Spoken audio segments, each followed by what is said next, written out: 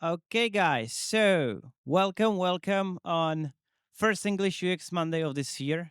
My name is Shimon Yuna. I'm the host today. Usually, I say that I am a CPO in Dotty Dot, but I promoted. So today is my first day of COO. So I'm like leaving design. So that's good. So welcome on UX Monday. Basically, provided by Czech UX Association. But before we start on our amazing research topic, and I need to say I'm so happy that like almost all of the chairs are full because research is very intimate topic for me. I believe I'm a strong believer that without research you can't design good products. And sometimes the research part is like overstep. We don't have budgets for it, right? We need to deliver it very, very quickly. So I'm happy that we'll have amazing speaker who will give us information that you shouldn't do that and you should focus more on research. But before we will go to this amazing topic, we have a few mandatory things. First of all, I need to thank all of our sponsors because without them, we wouldn't be here. So Alma Career, Project Man, Amplify Live Sport, and of course, MSD, who is providing us this amazing place to be every first Monday of the month to host this amazing event.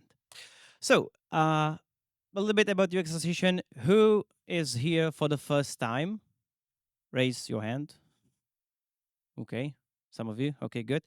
Uh, who is part of UX Association? Paying part member. Paying. Okay. So yeah, we need to do more. So basically, without UX Monday, we have a lot of other events like UX Dinner, Research Tuesday, sometimes Design Ops Tour hosted by Michal here, UX Picnic in summer and stuff like that. So we are trying to basically push the UX narrative further in Czech Republic. Uh, this is very important because, as you know, this is a completely free event. So if you want to volunteer and basically give us some money, we need that. You can do that on this QR code, so you can scan it up and basically donate some money for us to host these amazing events for you. Okay, I can see some phones. Okay, you are taking selfies, so that's good. We can move on. Cool. So again, I'm so happy that we have Michaela here as our speaker, only speaker. The format will be 30 to 40 minutes presentation and then Q&A. We have like 40, almost maybe an hour on your questions. They will be Slido on the next slide. So please like create discussion. That's our point, and that's the point of these events. Not only to give you information, you can play some, events on YouTube, but it's about communication and discussion. After this event, we have reservation like 200 meters from here in a pub. So all of us are welcome there. So after the event, don't go home and go on beer with us and talk more about these topics. So when I created this event, I need to basically select some buzzwords. So there is a Silicon Valley, and that's about it. So of course, it will be about research. Michael will tell you more in a second. So, and this is my last slide. This is a Slido link. If you go to the Slido and basically write UX Monday, you should be there. I hope it's working. Can somebody try it that it is working? Can somebody not? Okay, we will see. Okay, thank you. It's working. Cool. So put all of your questions there. After the presentation, we'll have Q&A, or basically a better discussion. I will be going with the microphone as well. So if you want to ask questions, just raise your hand after the talk. But we'll have all other questions on Slido. Okay, that's everything for me. I won't basically waste more of your time. Michaela, the stage is yours. So welcome. Hello, everyone. My name is Michaela, and I have to say that I feel so honored that I can be here on this stage and present today during UX Monday. I was actually daydreaming. How does it feel like to stand here? And so when Shimon offered me to be here, I was like, yeah, I'm coming. And then a couple of days ago, I read what he posted on LinkedIn, and I was like, well, the bar is set high, but I hope that you will enjoy today's talk and that we will exchange our experiences, and maybe we will start a debate, a long term debate, how to keep UX research significant and useful regardless of Silicon Valley or Prague. Okay, so I am not here to compare Silicon Valley with Prague. I just wanted to make it straight. I can't do that because I have no experience doing UX research before I went to Silicon Valley in Prague. Everything I learned over there.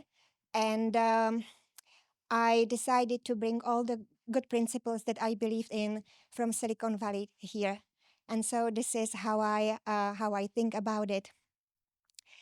And also, I don't have like I'm not a Moses. I'm not giving you 10 commandments how to do the best research.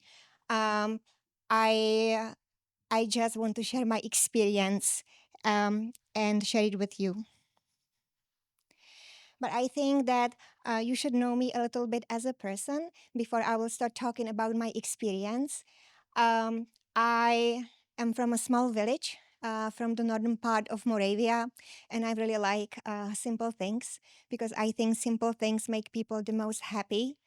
I love my place where I was born. I go often there with my son to visit my mom. I've been traveling a lot. I lived abroad a lot, but my favorite country is still the Czech Republic, and I think nothing can beat this country. And I wasn't able to appreciate it.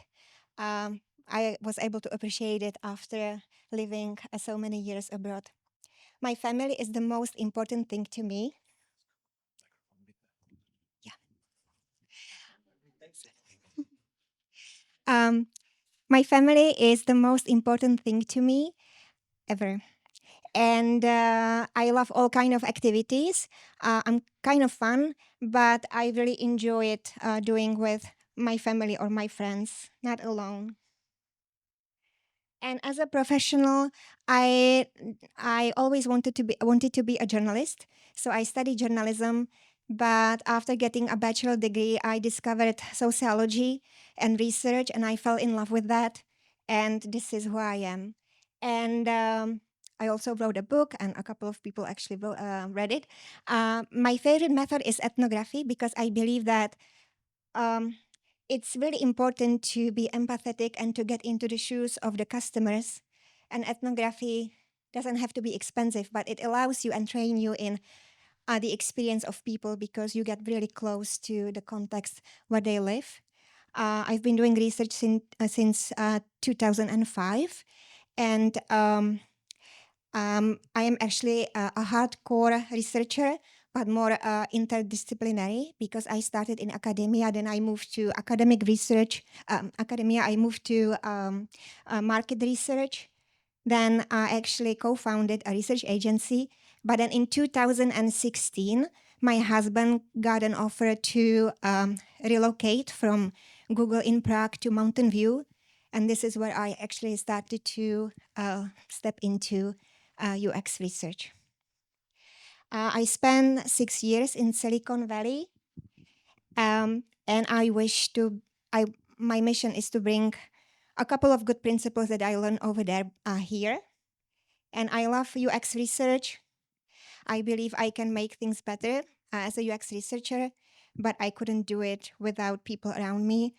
And I really, really can do it only with my great teammates.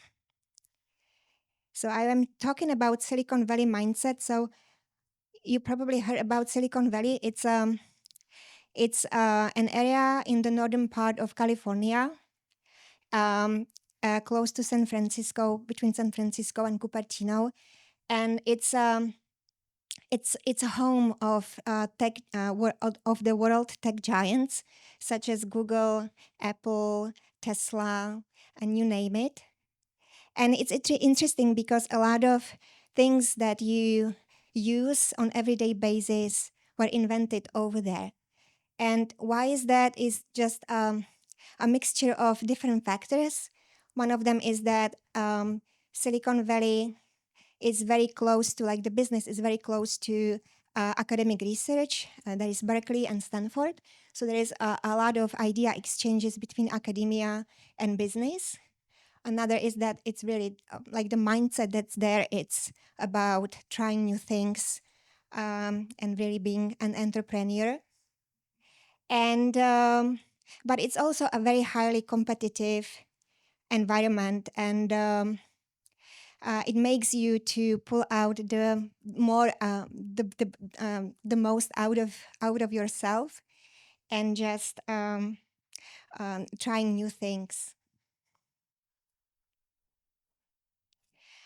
Okay, so I was thinking, in which way is UX, or not, in which way is Silicon Valley so different from other areas? And I would say that it's because it's not as much product centric, but it's user centric. Like, user is at the center of everything. They breathe user. And it's so natural, it's such a part of the DNA that they don't even think about it anymore.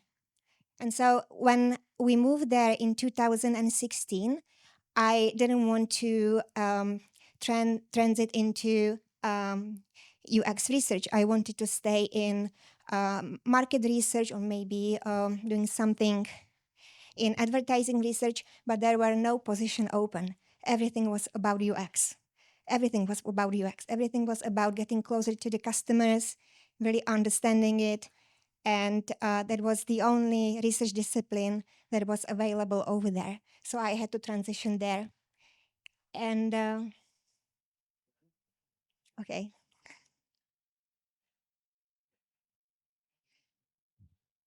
Okay. And what makes you, Silicon Valley so different, so successful? It's it's because user is put on the first place, and I'm not sure what's happening. Uh-huh. Go ahead. Continue. I know. Sorry, guys, technical limitation in the IT company. Okay, you're back online, I hope. Yeah. It's because, you know, when you think about these companies, they have really entrepreneurial mindset. So go ahead, don't worry about that. Okay. And so they believe in UX research, and getting closer to the customers, not only because it's really great to get feedback from the customers, but because in the long term, UX research saves a lot of money. This is important. So they don't think about, no, we can't spend money on research. The mindset is, we have to invest into research, because in the long term, it will help us to create products that resonate with the people. We will develop them in the right way, and we will conquer the market. And so um, the mindset is that actually it's important for us researchers to make this point and learn how we can actually show how much money we can save the companies. And I think this is what I learned in Silicon Valley. They were really, really strong about it. Like, researchers were able to sell themselves because they were able to calculate how much money they will save the company. They really, this was the approach. And so like the hourly rate of an engineer in Silicon Valley, this is maybe the US average 10 years ago. Those $36 now. It was between $90 to $150 per hour for an engineer. And so you can see how much money it can cost the company, or the team, or the department, if they don't test with the users before the idea goes to development. So it's very important to do the research. And just it's about the overall research, not only the tactical, but it's nice to show. If we just think about the technical research, which is quite easy, we can already see how much money you can save. So in cost of fixing something after development, it's 100 times more expensive than fixing a prototype before it goes to development. And this is not a number I made up. This is based on some studies that have been done. Also, the same like time that's invested into product development cycles can be decreased by 50%.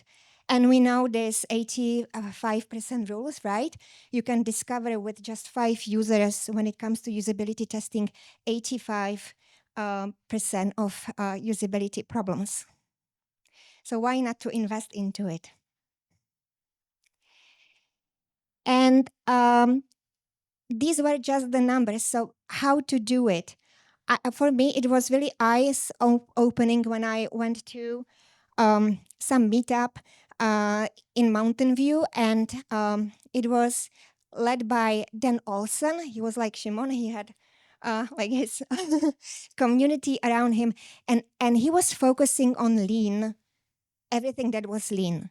So lean methodologies, lean startups, everything lean, quick, fast, iterate, go on, move quickly. And he was showing in his presentation how he is able to capture and to manifest to his stakeholders that it's important to quickly iterate because you can capture which wave of testing. You can eliminate problems problems of the prototype. But I took it and I translated it into our team in Make. When we do usability tests, we are looking at how successful are customers or users when they are asked to do tasks during the usability test. And we use it to show the PMs that if there are some red flags, that we should postpone development and really take some time and think about the idea, the concept more deeply, because it will cost the money. So I have my first tip for you. If you will download the QR code, it will take you to a calculator. And it actually has a couple of calculators in it. It's an open source, but it can show you how you can start to calculate money that you can save in different areas of the in the company. So please take it, try to use it, and let's see if it will help you to get the company invest more. So the second principle that I learned in Silicon Valley was how to think about UX research. So a lot of time we think about it from a perspective of methodology, qualitative, quantitative, generative, tactical research, about like the problem solving and then solution solving, and then how it fits into a different stage of product development. But to stay relevant and to be relevant to the stakeholders who are the decision makers and who are not in the direct product team and who do not have a technical mind and who do not understand the product lifecycle, you have to also think about it as a bridge between the users and the business. This is important. Once you will start thinking about UX research that it can make impact on the business, you will find the language with the stakeholders who are not a part of the product team. And so this is what I learned at Google, and I try to push it also at Make, because it's also in the language. And once you start using this language, you will really start thinking about research in a slightly different way, and it will teach you how to think about it in terms of business as well as in terms of user experience. So imagine UX research as a mountain, And at the bottom, there is strategic research. I don't call it generative. I don't call it foundational. I call it strategic, because the questions that you ask can be directly linked to the strategy of the business. So these are the questions: who are we for? What should we build? Are we building the right thing? What's our product market fit? And the second layer is the design research. So once you have clarity about it, it's all about how should we build it. And the third layer is evaluative research. Did we build it correctly? And there is a constant communication between these two layers. And I love pyramids. This is an example, again, like eye-opening experience when I went to a different meetup in Silicon Valley. And it was someone, it was a VP of Tesla, I think, and I forgot the name. And he was talking about how to create products that will find a product market fit, meaning that there will be demand in the market, but the UX will fit the demand. And this was a great approach, because this is strategic thinking about UX research. And this kind of thinking will make you relevant. And so my second tip is try to do this study. It's called Product Market Fit Survey. Who has done it before? Have you? Those 5 key questions. Awesome. It's a simple survey, but these questions are powerful. And this quick survey was invented by Sean Ellis. Basically, it says that if you will find at least 40% of customers who are using your product who would be very disappointed if they couldn't use your product anymore, you've reached the threshold of having a healthy product market fit, and your product can actually survive on the market. But there are other questions that are a part of this survey, and they can show you what these people need to improve to stay loyal with you, and what they love about the product, and who they imagine that this product is for. And the second article comes from Rahul Vohra. And it's amazing because he is actually showing how he used this product market fit survey in his business, in his startup. And he became successful because before he launched his product, he was able to identify who is he for, what these people need, what he needs to do to actually keep them, and being able to survive on the market. So if you will start using this as researchers, this is your first step to get more relevant to the stakeholders who have more business mindset. Okay, principle number 3. We hear a lot about democratization of research. I strongly believe in it, but I believe that democratization of research doesn't mean that anyone can do research, like anyone can test, anyone can talk to customers, right? This is about talking to customers. I think it needs to be controlled in a sense that it will be taught by UX researchers, because without them, you won't be able to reflect traditional mistakes that we are trained in academia when we actually how to say when we are trained, as I was trained for a researcher, what I had to actually be reflective of. But democratization of research is also a powerful way to make allies across the company. And we need them, because UX research can be powerful, I think, only when it's connected to other data in the company. It shouldn't stay isolated. Really, it shouldn't. It needs to be connected to analytics. It needs to be connected to sales data. It needs to be connected to marketing data. Without that, it's very isolated and has only limited impact. And so this picture, it comes from Google when the marketing team wanted to learn about qualitative research methods because they wanted to start talking to the customers.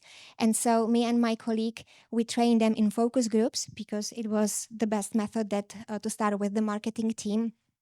And we prepared this event for them when we invited our customers, and we trained before the marketing team, and they were leading the focus groups. They were collecting the data, and then we helped them with the analysis. And this was a hands-on training, democratization of research. This is how we did it with the methods that were super focused on marketing and their needs. Principle number 4. Okay, practice right. Do you know what right means? Vojto, you don't answer because you know it. It's a, yeah. Yes. It's rapid iterative testing evaluation. It's a very lean tactical method of continuous testing and iteration. And it's more like an evolution of classical usability study. When you plan for a study, you find 5 users, you test with them, you evaluate the data, then you iterate something, and then you do another set like research. But it can take a couple of weeks. A common practice in Silicon Valley was going lean. And so how they did it was that they actually chunked usability tests into smaller pieces, and they did it ongoing. Just as you do ongoing discovery, they did ongoing tactical research.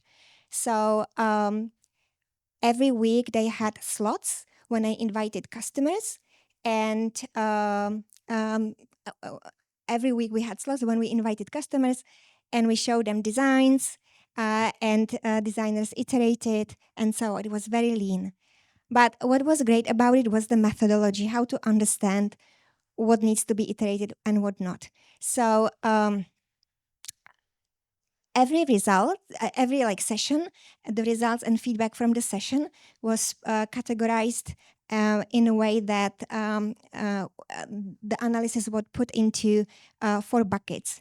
So the first bucket was about findings or things that could be iterated immediately for the next session.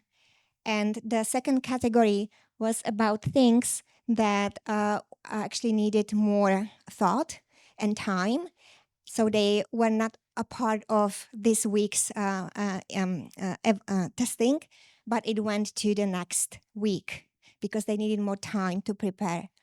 And then there were findings that were inconclusive, and they needed more feedback from the users.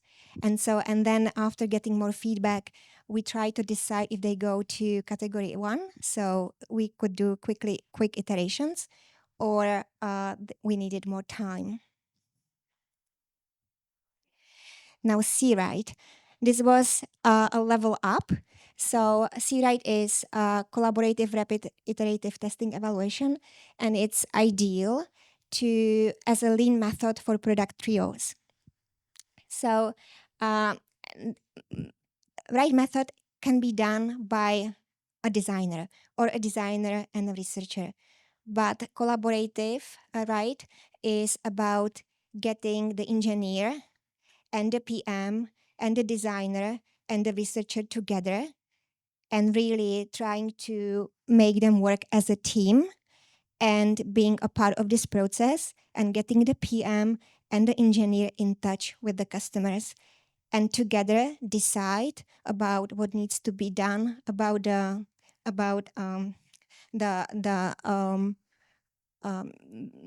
solution based on research feedback.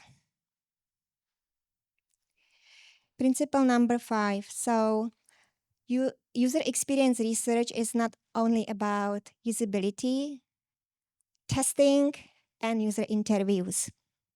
These are the most often used methodologies, but try not to do only these two methodologies, because as I will show later, UX research shouldn't be about methodologies, it should be about the goals. And I just wanted to show you that it's important not to forget that can be better methods to help you discover what you need to discover, or to find out what you need to find out. So the first picture here, can you guess which company in Silicon Valley it is? I went to visit my friend over there, and it's not Google. Yes, it's Airbnb. Mhm. Everything they've done, not everything, but a large portion of the studies that they've done were done through ethnography. They literally had to spend time in the environment of people they wanted to build for. They needed to understand how they would feel and what they need to do. The product is online, but they also needed to understand the experience. The second picture next to it, it's from uh, um,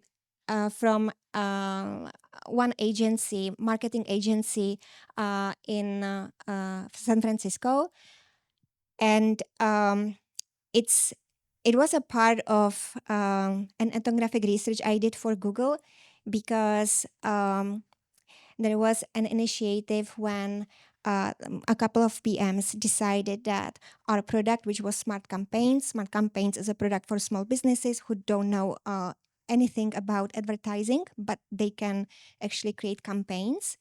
They wanted to widen up this product for agencies as well. And it could have been done with user interviews, but I really wanted the PMs to understand what does it mean to be, what does it mean to not be a small business owner or target audience, but an agency, marketing agency owner.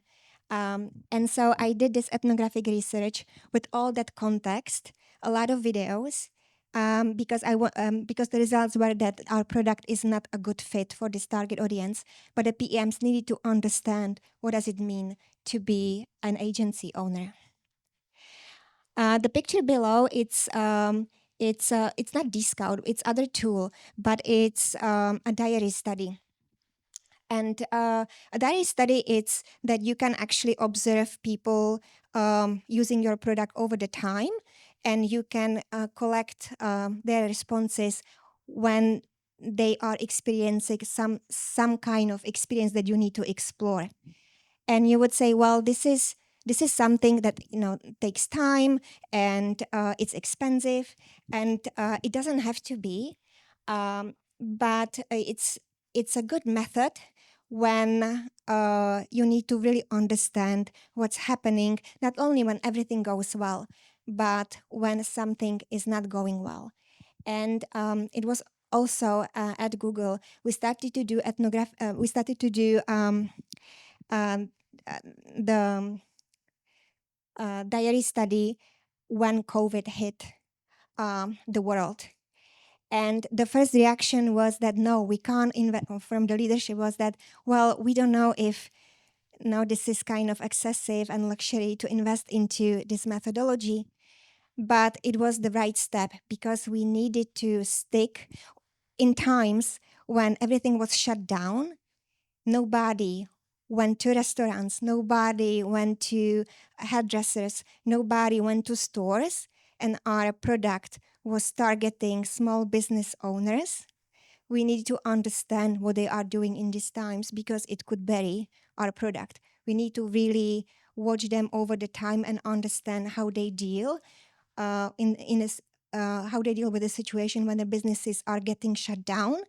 because they have no customers, and how our product, Smart Campaigns, which is for small businesses to advertise their services online, how it fits into this environment. And it was insightful, and it helped to build an alternative strategy, and the product survived. The last methodology that I want to talk about is surveys, quantitative research. I strongly believe that it's important for UX researchers to also experiment with quantitative methods. It's very important to have at least the basics of quantitative research, to do the basics analysis, but also to understand what comes from the marketing. And to be honest, a lot of departments in the company need quantitative data. There is nothing to be afraid of. It doesn't have to be, it doesn't have to be some problematic and not problematic, but complicated segmentation. But it's very useful to understand the basics of quant. Principle number 6. Do not focus on methodologies. Focus always on the goals. So 3 weeks ago, I had a session with a new, not PM, but it was a new hire in the I think product marketing team, and he reached out to me and he said, "I want to do user interviews. Can you teach me how to do it? I need to do it fast, and I want to ask these questions." And so I had a sync with him, and I started to dig deeper. What is his goal? What he wants to achieve with these interviews? And the more we talked about it, I learned that actually he doesn't need to do user interviews. We had the data that he needed to know were already here. But the problem that he had was that he doesn't know what his new role is about. And so he needed to discuss it with the stakeholders first to understand what is his position and what he needs to achieve, what are his OKRs for the next year. And then he could strategize better about what needs to be done and what he needs to learn from the customers. And so don't feel like if someone, if stakeholder comes to you and he says, "I need to do interviews or I need to test this," that you have to do just because he told you what kind of methodology he needs to do. Go after the goals. And this QR code will take you to a great article from People's Nerds website, and it's a great guide how to think proactively and not reactively, and it will teach you the basics about how to identify the goals, and based on these goals to identify the right method. So don't start with the methods, start with the goals, and it will guide you to the right methodology. And principle number 7, really, like, it's someone in Silicon Valley, but I don't know which company it was, told me, spend 4 days of your work week with doing research and 1 day on research. And what does it mean is that we shouldn't forget about promoting research and building our own brand as researchers across the company. Our work should be visible, and it should be visible online and offline as well. And it should be also in a smart way, when people in the company will understand who we are for and who is our persona, but also good stuff that's happening and can help the strategy. Okay. And this is it. This is all. And it was very high level, but this is really just a kickoff debate. I would love to know about your experience, what you you probably do a lot of things that I told you here. This is probably a part of your daily practice, but I hope we will have more sessions like that, and we can continue build a great UXR community here in the Czech Republic.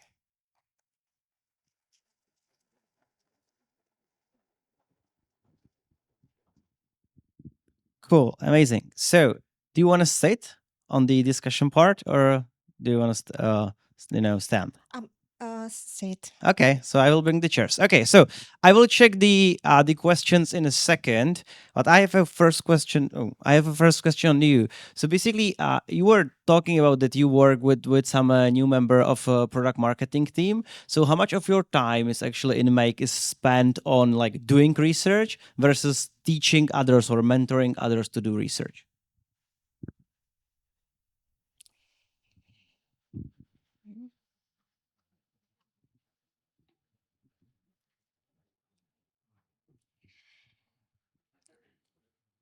It depends week to a week, but on average, um, I have like 3 requests per week in my Slack to help with research.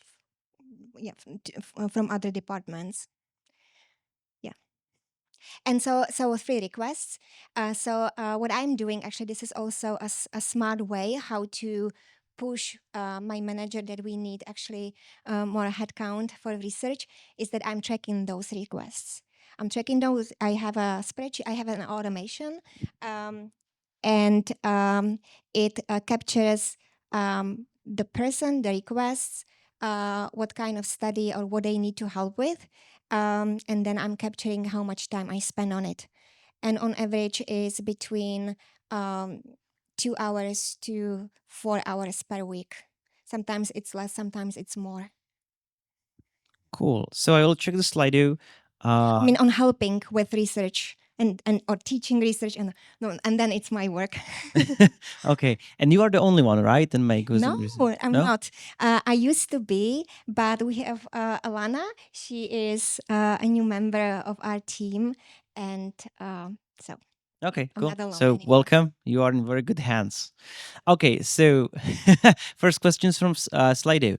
Regarding democratization, is it common for UX designers in Silicon Valley to conduct their own tests? Who ensures the correct methodology is used? This is a great question. It depends.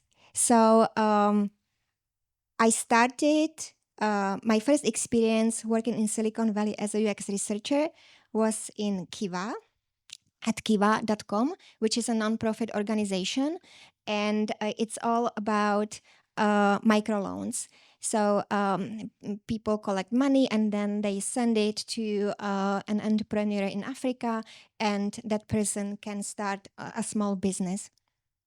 And it was a small team, and a UX designer was doing usability testing. Yes, and there was no one who would teach that person how to do usability tests. Everything was by heart, but they try to keep the key rules. So how to ask the question. Everything was remote through usertesting.com.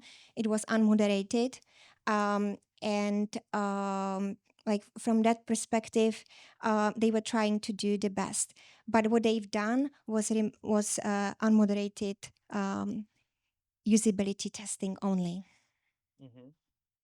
Uh, there is a question about buy-in. How basically you ensure that the stakeholders are like in for the user research. You mentioned that in Silicon Valley it's like in their blood, right? And is it in the blood only of designers or like design product people, or even in the stakeholders of the high level? They are very interested in what the users like about the users, right? Like they are, but it's not only UX research; it's also market research.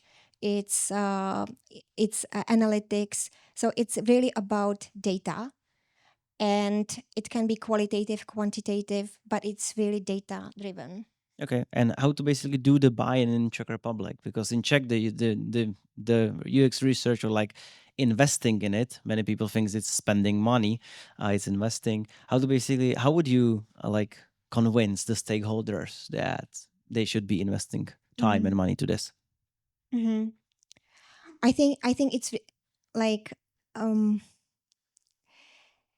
s- don't don't limit yourself only to tactical research. If you will do only tactical research, I think you will never convince the stakeholders that research is that important. I mean, it's important, but it's more like nice to have. But if you start think more about strategic research and ask the questions that the buyers understand, so who we are for, product market fit, are we building the right thing? This is the language that they understand. Um, they will be more interested in it. Um, if you will start to you also need to really find allies in other teams and departments where they have data and collaborate with them and bring these data together. So marketing is important, sales is important, data analytics is important. um, and then once I think that product market fit study, it's really great because it's like an icebreaker, it's an opener, because once you will start showing this data to the stakeholders and they will see, oh, metrics, this is the benchmark and this is the customer, oh, we have like a wide range of customers, but this is actually the hardcore kind of customer, they need this, they are investing into us, they will feel like they are onto something, and they will see the value of research. So UX research really shouldn't be only about technical research and testing prototypes. Really not. It should be about the business strategy as well. I found it like really interesting on almost every UX Monday, there is always this question, how to convince stakeholders, how to do this, how to do that. And I almost think like we are designers and researchers, like we should be able to know what is the need of the target group, which in this case can be of someone from C-level or our boss or something like that. We should be able to find out what right language we should use, if we should talk in numbers that we will save some money as you have the calculator, or if we should talk more about product market fit and how we basically boost the business. It's only like my point is it's very interesting that we do a lot of these things with our real customers, but we have problems using that in our company on some other departments. And I have to step in because the very first research that I did at Make was that I did stakeholders interviews. I talked to every head of each department and like key managers to understand what what knowledge gaps they have, how can I help as a UX researcher, what they need to know. And then I did the analysis about the themes that were coming up, and the key theme that was almost like repeating from every single person I talked to, and I spoke to I think 20 people, was we are not sure who we are for, what's our product market fit. And this is why my first study was about the product market fit.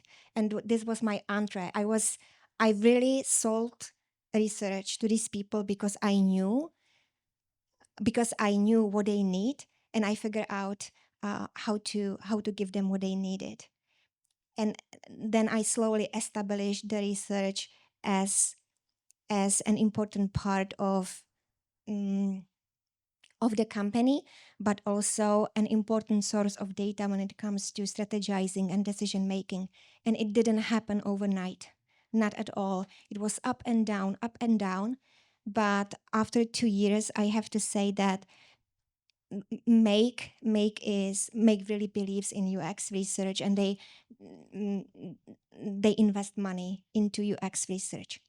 But I wouldn't be able to sell UX research if I would hop straight right away on usability testing and never moved beyond usability testing.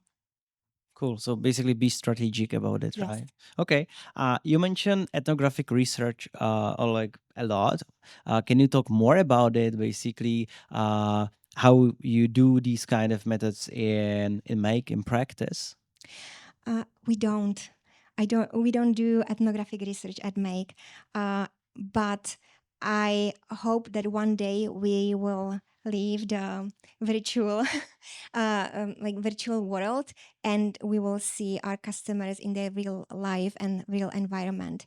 Um, so I did a lot of ethnographic research pre-COVID, because it was important. I don't know. It's somehow like COVID changed the way we think about methodology, and it allowed us to do a lot of research regardless of the shutdown, but also made us comfortably numb because we don't have to go outside. We can talk online to our customers, but we're missing a lot of context when we are not with our customers and users in their own environment.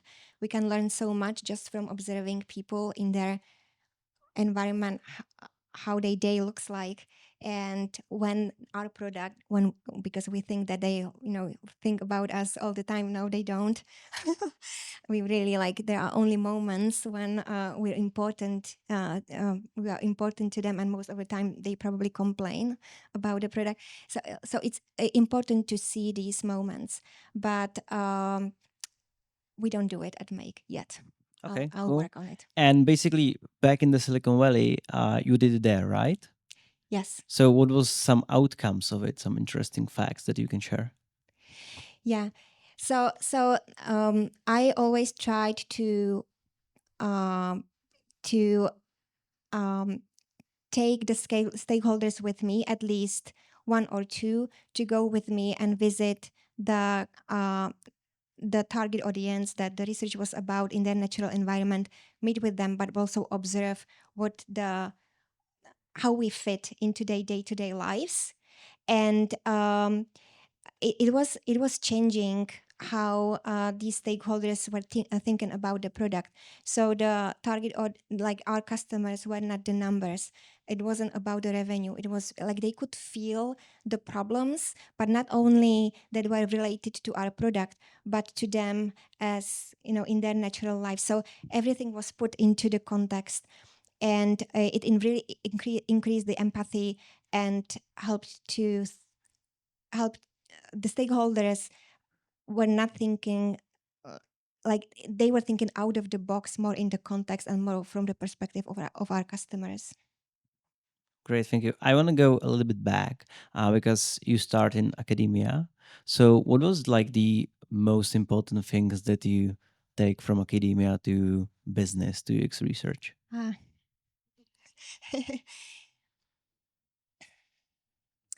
I think so. A couple of things that I didn't actually realize that were so important and that academia trained me well. So first thing, really understanding qualitative data. We were trained in finding structure in chaos. Like when you do qualitative research, there's so much text, and it can you just take in many ways. But we were trained in actually seeing the words and starting to see what's coming out of it with different like analytical practices. Then um, um, timeline, like project management. So really understanding how much time it takes to do specific methodologies, and understanding the sample size, then understanding um, a lot of like frameworks, how to analyze data, and so on.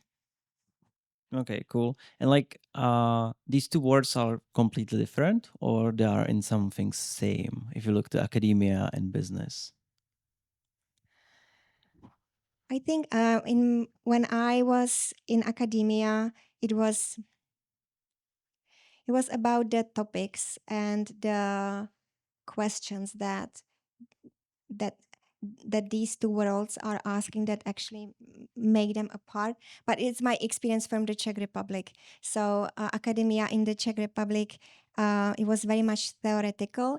But if it was empirical, it was quantitative research, not as much qualitative. It was qualitative research, and it was more about topics that were related to society and minorities and disadvantaged groups.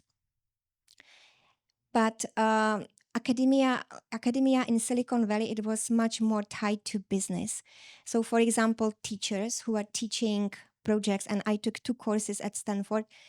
One was about how to get to the market for a researcher. So really understanding that how research fits into the very idea to be successful on the market and finding people who will buy the idea. And it was taught by head of research at some product at Facebook. So it was very hands-on person. So it wasn't an academic teacher. It was a person who came from the business. The second topic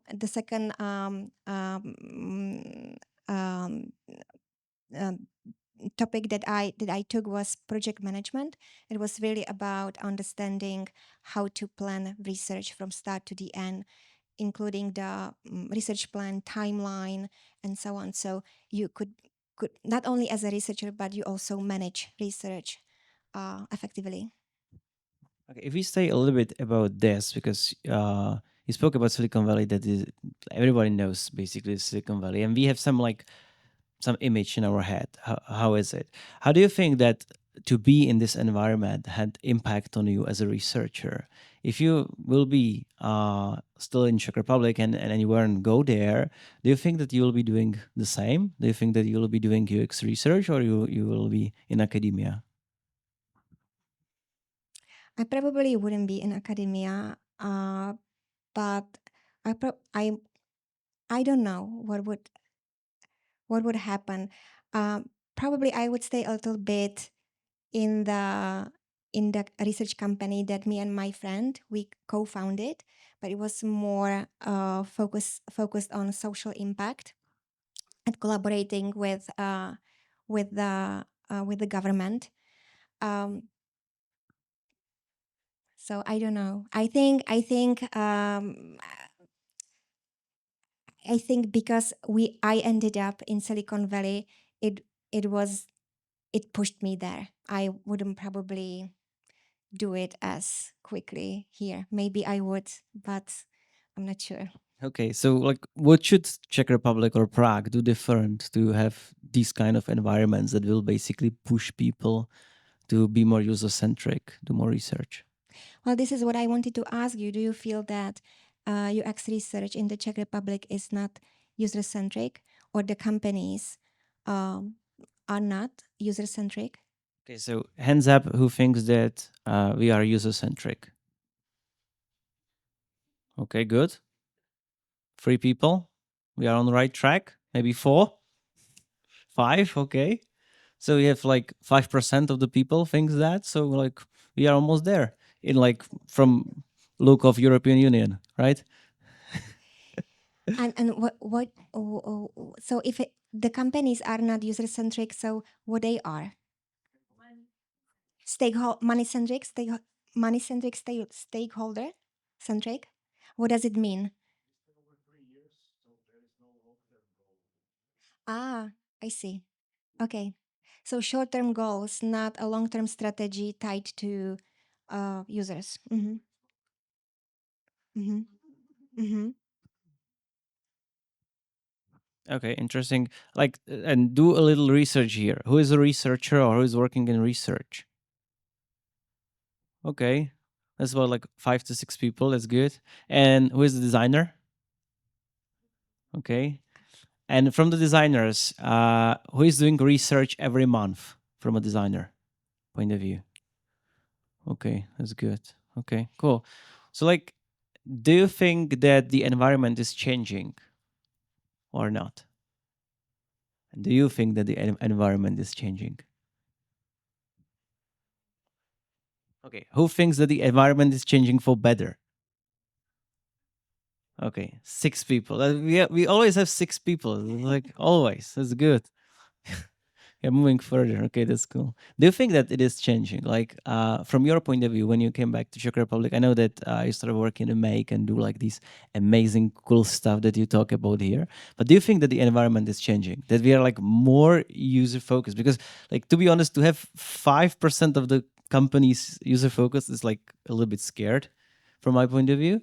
And yeah, so what's your opinion on that? I have nothing to compare with because I didn't do UX research before I left to Silicon Valley. But even at Make, I can feel that once you will show the right things, you need to understand what these people, what ticks with these people, like what really resonates. Um, Once you understand that, show them. Once you show them the value, it needs to be in the language that they speak. Um, this is good, but probably it won't be changed over the night. It takes a lot of work, and so this is why you shouldn't do it alone. You need to find allies in the company because this is a hard work. But I think what helps is if you will invite stakeholders to user interviews, so they will see the customers that you do research with. They can ask the questions. It can be also one of the strategies how to bridge them with the people they are building for, or like yeah they are that the product is for. This is one strategy. The second strategy is strategic research, really, um, and then really like focusing on stuff that matters and can help the company as a business. But it doesn't mean that you can't stop doing usability tests. No, no, not at all. This is important. This is so important. And you saw how much money you can save with doing a lot of research before the product goes into development, right? Or the feature goes to development. But it's not only about usability. You if there are so many talented designers and they will always figure out how to make the feature awesome and great to use, but is this the feature that brings the revenue to the business? This is the question you have to ask. This is the debate you have to open with the stakeholders. Okay, if you'll stay a little bit with this topic, we like the UX Monday is on Monday because we believe that if you learn something here, you should be able to take it tomorrow to the work environment, basically implement it as fast as possible. That's the reason why we have these meetups on Monday and not on Fridays. So if I would be someone from the audience, what I should like three things to do tomorrow to basically help me to do better research and push my company by 1%, 2%, 5% to be more user centric? Mhm. Do stakeholders interviews, find out what the key decision makers in the company don't know and how you can help them. What kind of data you is there anything that you can help them with? This is maybe there are opportunities that you are not that you don't know about, but you can be really helpful and you can establish research as an important partner to these decision makers. So this is the but this is like let's say 3 months initiative that you will do until you will collect the data. It can't be done in 1 week. um, then I really like um, when testing is not done only between you and the user. Bring other stakeholders to the sessions that you are conducting. They can be just observers or note taker. Just involve them more with the end user. And the third thing, I don't know. Do the first two, right? Okay, great tips. Thank you for that. I will do that. Okay, so you talk a little bit about COVID and how basically COVID changed some how our point of view on research and to spend time with customers in like your environment. Uh, if you look a little bit into the future, what is the future for UX research?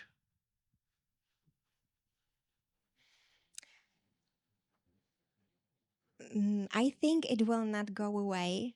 I think UX research as it probably will be redefined, because what UX research meant 15 years ago, um, it's evolving. So I think it's not as much about methodologies anymore. It's like methodologies. This is like a standard. It's not like something that defines UX research. I think now it's more like how to connect user with the business and use those methods. AI, right, is coming. So um, I'd say that our goal is to, I think what we need to do and what I'm trying to do as well is to think about how AI can help me, and help me so I can even more um, like show the value of research, not to be as much threatened by AI that it can replace me.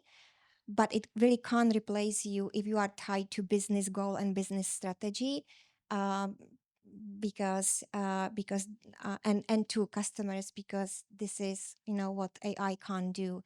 It can help you with creating a good research plan, which is great, uh, but you have to be the soul of it because you understand the context. Do you think that sometimes in the future, for example, yeah, working mainly for B2B business, but if you'll be talking about B2C, right? Do you think that in the future we will be doing the research with the AI on the other side? Basically, we'll have some models that will be a typical e-commerce customer, right? And we can ask him some things.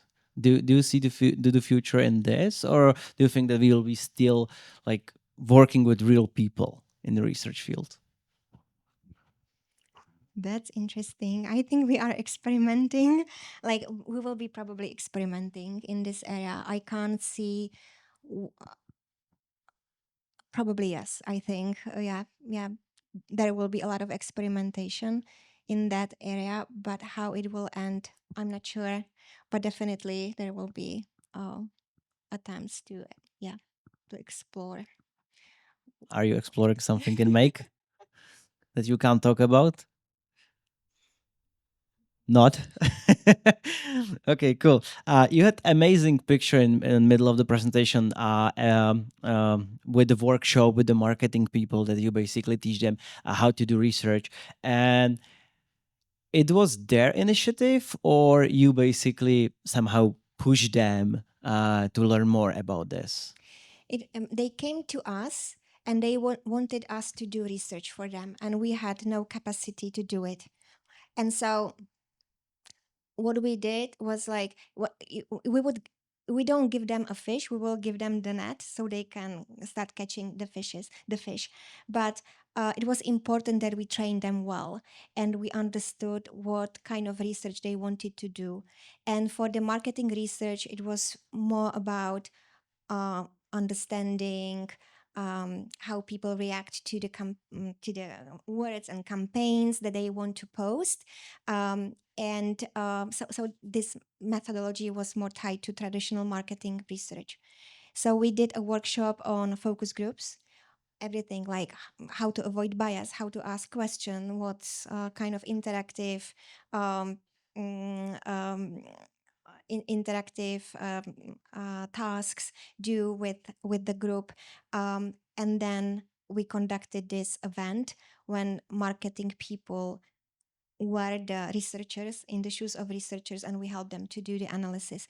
So it it started as a demand um, for us to do research for the marketing team, and it ended up as training the whole marketing team in specific methods. Okay, and if you look on this from the other side, how would you push some teams? For example, if someone is asking about sales team to basically learn something about user research, because the sales team is with communication with your customers every day, so they can do a little research every day. So how would you approach that to promote UX research to them?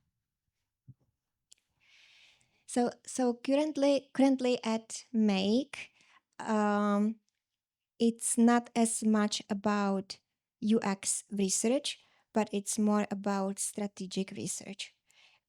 So about, okay, we have this portfolio of enterprise customers, but who we know that not everyone is the right fit.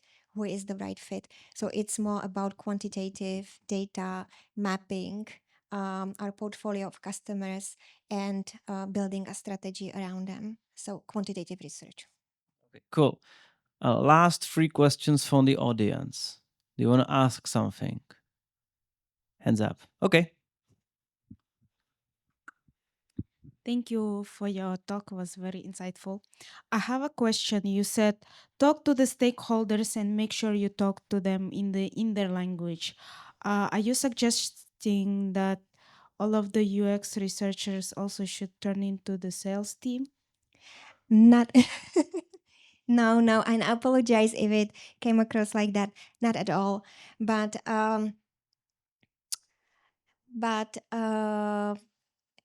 I learned that, for example, I am now closely collaborating with the product market team. And what resonates with them is the language around buyers and users. So I'm using these words, buyers and users, because I know that I keep their attention, and it's not really like uh, I am unfaithful to UX research. Not at, no, no, there is so much overlap. I just need I think it's our job to understand other departments and connect UX research to their needs. We have this ability to be empathetic and to read people around you, and we need to start connecting to them, because then you realize it's basically this is the same thing. Oh, I have this data for you. You have these great insights that were missing for me when I am doing UX research. And you can start collaborating on great projects that have much greater impact than just doing it within the UX our department. I believe that. Okay. It doesn't work. Okay, sorry. I believe that, like, yes, I believe that designers should more focus on to be a little bit salespeople, because I think that we are passionate about multiple topics, and we think that other people are passionate about it too, right? The great example, not with research, sorry for that, are design systems. My designers are so passionate about design systems, they can talk about it all day, but like for the C-level stakeholder, it's like, yeah, it's a button, so good, right? So and I think like we should learn more about how to sell it and how to sell it in their language. And usually they talk about like tables and money is basically the language of the C-level people. And I think like designers should invest more in that, because we are so focused only on what we can talk between each other and show. Oh, I will show this documentation. Oh, that's so cool. Yeah, like, yeah, but for the stakeholders it doesn't make sense. So I think, yeah, everybody should be a little bit salesperson.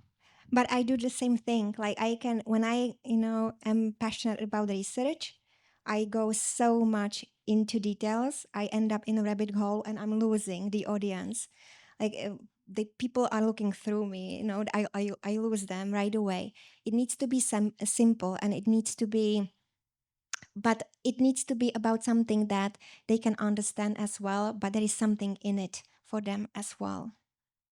Cool. Any other question from the audience? Or did we lose you and we are going to beer? Okay, there is the first one and there is the last one.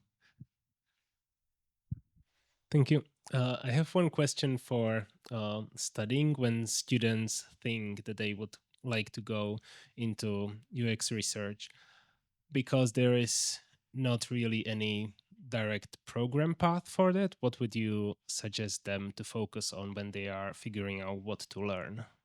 Mhm. This is a great question. I know that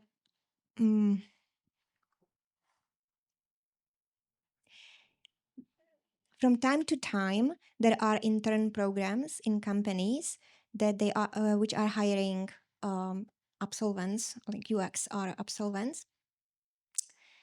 Uh, then you can get experience from different boot camps as well.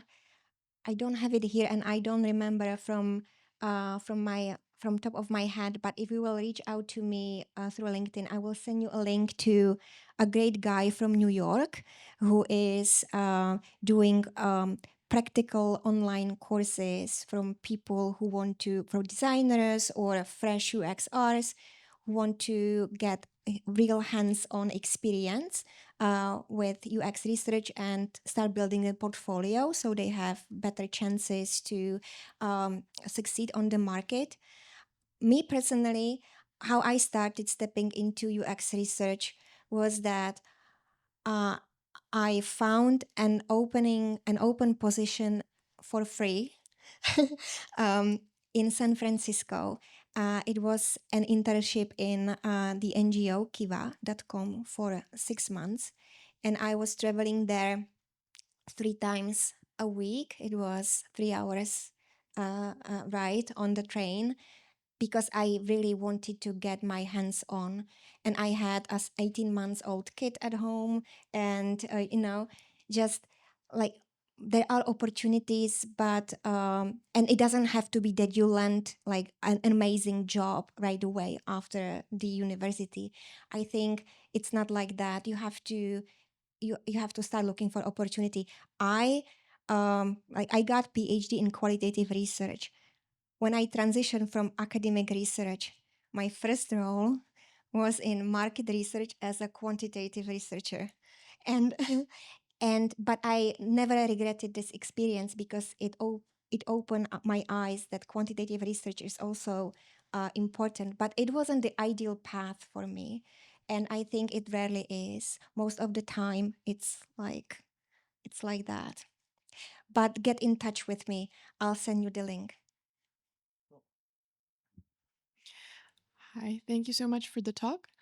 I was wondering if you were building MVP for a startup, what would be the sample size, the minimum sample size of users that you would interview? Because usually the time is really precious and you don't have that much time to talk to users. And then what would be the closest first, let's say 5 steps that you would go to do? And then what's the difference maybe between building a new feature and the user research there in an existing corporate company versus a startup, if that's something that you know? Yes, so it was like 5 questions, and but I don't. I will try to answer each of it if I can, but you have to remind me. So the first question was about the MVP, right? So before, okay. So I have the experience of working on a product that wasn't launched yet in Silicon Valley. Ford tried this experiment. They founded a startup, which was more like experimental hub to show if Ford cars can move beyond cars. So it was about the software, and I was there the only UX researchers, a couple of designers, and we created a panel of users. We had like 10 users, well, 10, not users because the product wasn't there, but we had a list of 10 companies, small business owners who wanted to co-create the tool with us. And we were testing and developing with them. And we had different methodologies. So because they were methods how to do it. So from meeting on a weekly basis, regular basis, if they had time to test a feature or a prototype or iterate with us, to just sending them a screenshot of an idea through email, and they wrote in email in the evening when they had time after they were done with the job, from conducting a diary study over a period of time to really see what are the moments when they are actually using the software that we were developing. And that panel of 10 10 to 15, 10 users, we started with 10 users, was good enough to start with because we could rotate it and we could get feedback on regular basis, and we didn't exhaust them. The problem with that was that it was quite a wide portfolio of different type of users, and so it really started to pull the direction of the MVP in different ways based on their business model. But it was also eye-opening that before the launch we already have to understand what is our product market fit. We need to understand what is the segment from these people who benefit the most from us and will stay with us, want to invest into us, and we will grow together. Thank you. The second was when you're building a feature in a corporate and when you're basically using the existing data, it's probably a lot easier to kind of know which direction to take the feature and the user research then, would you say? Or You can do both. It's not like either or. If you have already existing data, this is great, but the market is changing. It's really like, first thing, is there data that I can use so I don't have to reinvent the wheel and discover something what has been discovered? Okay, there is data. Is it data that we need or I have to do it? Okay, and so these are the questions that you need to ask. So it doesn't have to be either or. It's really if it answers your questions.